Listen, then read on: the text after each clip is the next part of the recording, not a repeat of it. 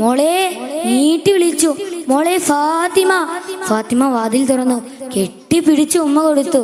എന്നിട്ട് ചോദിച്ചു, എന്തൊക്കെയുണ്ട് മോളെ വിശേഷം? ബാപ്പ, ഞാൻ വല്ലതും കഴിച്ചിട്ട് 2 ദിവസമായി. ഇവിടെ കഴിക്കാൻ ഒന്നുമില്ല വാപ്പ.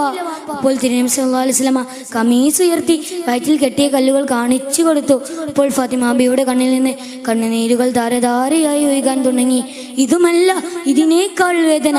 അങ്ങ് തൊട്ടപ്പുറത്തിരിക്കുന്ന 2 റോസ് പുഷ്പങ്ങളെ പോലുള്ള ഹസനും ഹുസൈനും ഉമ്മി ഉമ്മി എന്ന് വിളിച്ചു കരയുന്നു. തിരുനബി സല്ലല്ലാഹു അലൈഹി വസല്ലമ തങ്ങൾക്ക് താങ്ങാനായില്ല. വീട്ടിൽ നിന്നിറങ്ങി നടന്നുകൊണ്ടേനു. ദേ മദീനയുടെ അടുത്തെത്തിക്കണം. ദേ ഒരു അറാബി. മനുഷ്യ, ഞാൻ താങ്കളുടെ തോട്ടം നനക്കാൻ സഹായിക്കാം, എനിക്ക് കൂലി തരാമോ? ആ അവിശ്വാസിയായ അറാബി പറഞ്ഞു, ഓ ശരി, 1 തവണ വെള്ളം കോരി തന്നാൽ 3 കാരക്ക തരാം.